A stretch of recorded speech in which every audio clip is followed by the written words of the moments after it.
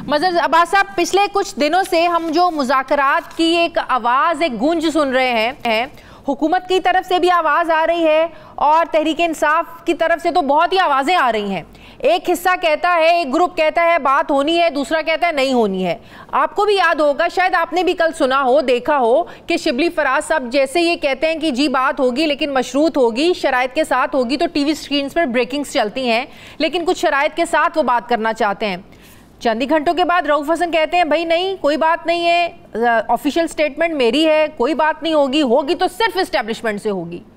ये जो तर्ज है, ये तरीक़ाकार जो है तहरीक इंसाफ का, सियासत का, आप समझते हैं कि ये मैच्योर है? देखिए, ये तहरीक इंसाफ में मुझे बहुत एक तरीके से मुकम्मल कंफ्यूजन नज़र आता है, क्लैरिटी नज़र नहीं आती, और बज़ाहिर यही नज़र आता है कि तहरीक इंसाफ एक कंफ्यूजन में घिरी हुई है।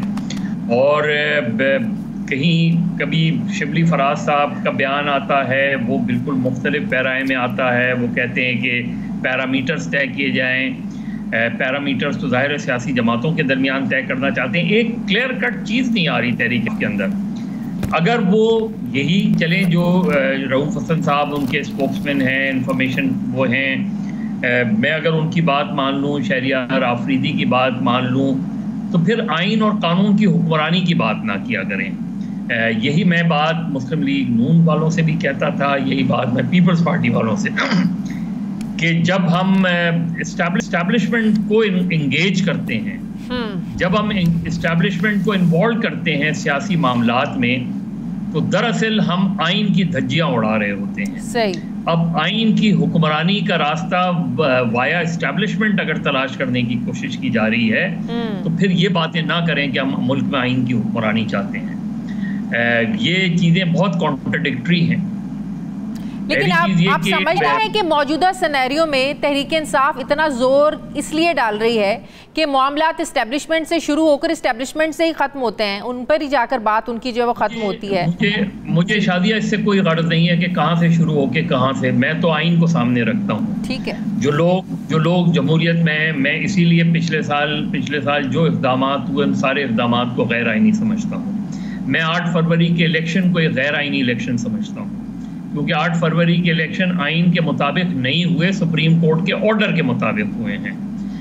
मैं इन सारे इक़दामात को, तो आज मैं कैसे ये कह सकूं कि तहरीक इंसाफ अगर इस्टेब्लिशमेंट से गुफ्तगू करना चाहती है तो वो आइनी रास्ता इख्तियार कर रही है, नहीं कर रही आइनी रास्ता इख्तियार। फिर दूसरी बात यह कि तहरीक इंसाफ ने क्या 6 जमाती इत्तेहाद को ख़त्म कर दिया है? तो वो खुद ये कैसे फैसला कर सकते हैं कि हमने, तो फिर महमूद खान अचकजई की तरफ से ये बात आनी चाहिए ना। तहरीक इंसाफ उस 6 जमाती इत्तेहाद का हिस्सा है। तहरीक इंसाफ 6 जमाती इत्तेहाद नहीं है, वो उसका एक हिस्सा है जिसके सदर महमूद खान अचकजई हैं। तो क्या तहरीक इंसाफ के रहनुमाओं की तरफ से अगर ये बातें आ रही हैं, ये तो क्या मैं इसको अचकजई साहब की ज़बान समझूं, क्या मैं इसको अख्तर बैंगल की ज़बान समझूं, या मैं इसको इमरान खान की ज़बान समझूं? तो तय कर ले तहरीक इंसाफ, क्योंकि वो तहरीक चलाने से पहले ही एक मेरे नुक्ते नज़र से सरेंडर कर रहे हैं।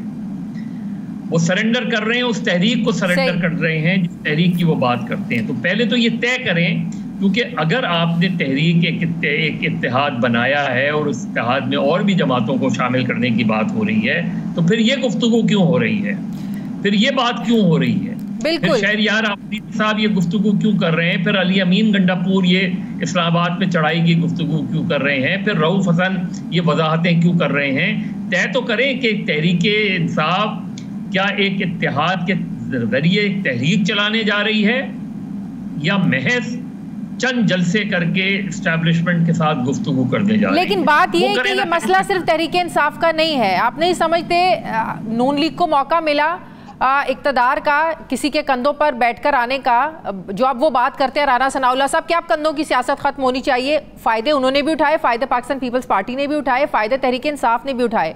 अब ये जो कंधों पर चढ़कर आने वाली सियासत है, जिसमें माजी में हर कोई पार्टी फ़ायदा उठा चुकी है, आपको क्या लगता है कि अब ये सियासी जमातों को मिलकर बैठकर ही हल करना है? मुझे तो ये लगता है, आप इससे डिसएग्री भी कर सकते हैं, कि जो नवाज शरीफ ग्रुप है उसको रियलाइजेशन हो गई है, वो चाहते हैं कि कंधों की सियासत को अब खत्म होना चाहिए। पहले अपने कंधे तो हटाएं उधर से। अब उनके कंधों पर ये हुकूमत कायम है ना। हाँ। पहले तो वो खुद फैसला करें, निकल आए इस हुकूमत से, खत्म कर दें, कहें नए इलेक्शंस कराएं। जब अदम एतमाद की तहरीक आई थी तब भी कंधों पर आई थी, अब भी कंधों पर हैं। तो पहले तो अगर वो ये फैसला कर सकते हैं, और हर जमात ने किया है, मैं फिर ये कह रहा हूँ कि जो आज तहरीक इंसाफ लाइन ले रही है वो माजी में पीपल्स पार्टी और मुस्लिम लीग नून भी वही लाइन पर थी। तो इसका मतलब ये कि किसी की लाइन में कोई फर्क नहीं है, सब क्यू में खड़े हैं और कोई क्यू में आगे निकलने की कोशिश कर रहा है। कोई यहाँ इस मुल्क में बदकिस्मती से जो है या इख्तिदार बचाने की कोशिश होती है या इख्तिदार में आने की कोशिश होती है, और दोनों का जरिया एक ही होता है। तो अगर आपने यही पॉलिटिक्स कर दी है तो फिर इसको जमहूरियत ना कहें। इतना कुछ होने के बाद आप समझते हैं कि तहरीक इंसाफ ने माजी से कुछ सीखा नहीं है? आज भी उन्हें कंधों की सियासत कुछ नहीं सीखा। हाँ, मौका मिले आज भी वो इसको अवेल करेंगे। शादिया, किसी सियासी जमात ने कोई सबक नहीं सीखा है। हर सियासी जमात, हर सियासी रहनुमा, क्योंकि इस मुल्क से सियासी नर्सरी खत्म कर दी है। इस मुल्क में सियासी जमातों ने, फौजी हुक्मरानों ने तो जो की है वो की है। उन्होंने पाबंदी लगाई, इन्होंने उन पाबंदियों को बरकरार रखा। ना इस मुल्क में मजदूर की एसोसिएशन की कोई बात करता है, ना इस मुल्क में तलबा यूनियन की कोई बात करता है, ना इस मुल्क में बल्दियाती इंतखाबात, बल्दियाती इदारों को मजबूत करने की कोई बात करता है। और बातें भी करते हैं तो सिर्फ बातें ही करते हैं, करता कुछ नहीं। आपको तो याद होगा जरदारी साहब ने जब 2 हफ्ते पहले ज्वाइंट सेशन से खिताब किया, उसमें एक रिवायत के मुताबिक आपने भी नोट किया होगा, army chief, joint chiefs of staff, chief justice शरीक होते हैं। इस बार वो नहीं थे। आपको नहीं लगता कि जब मुल्क के सारे काम ही आप देखें, सैलाब आए, आपने फौज को बुलाना है, आपको सऊदी अरब से, कतर से, आप मिडल ईस्ट से पैसे चाहिए, IMF से बात, आपको फौज चाहिए, मुल्क में कुछ भी आपको फौज चाहिए, बॉर्डर्स पे शहादतें देनी है, फौज ने देनी है, तो बात ये कि सियासतदानों ने भी तो इस मुल्क के लिए क्या किया है?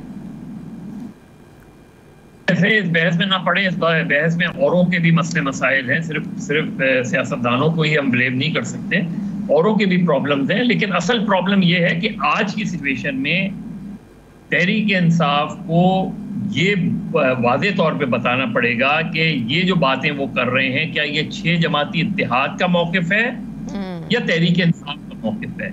और अगर तहरीक इंसाफ का मौक़िफ़ है तो फिर वो 6 जमाती इत्तेहाद का हम उसको किस तरह देखें, उनके मुतालबे को किस तरह देखें, उनकी तहरीक को किस तरह देखें। तो ये जो कन्फ्यूजन है, ये तहरीक इंसाफ को दूर करना पड़ेगा, वरना ऐन मुमकिन है शायद अचकज़ई साहब भी निकल जाएं इस इत्तेहाद से, अख्तर मैंगल भी निकल जाएं।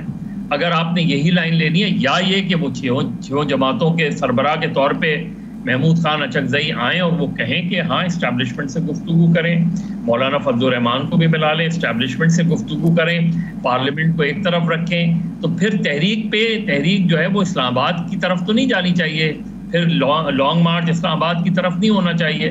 फिर तो जाएं, तय करें, आराम से बैठकर उनसे गुफ्तगू करें, उनसे कहें कि जो कुछ भी माजी हुआ उसको भूल कर हम आगे बढ़ें और आप हमें जो है वो। मज़हर अब्बास साहब, कल से खबरें चल रही हैं, मुज़ाकरात करने हैं, इस्टेब्लिशमेंट से करने हैं। अगर तरदीद उन 6 जमाती जो इत्तेहाद है, अचकज़ई साहब हैं और पार्टी से अगर तरदीद सामने नहीं आई तो आप उसको राजीनामा नहीं समझते? या तो तरदीद दे देते।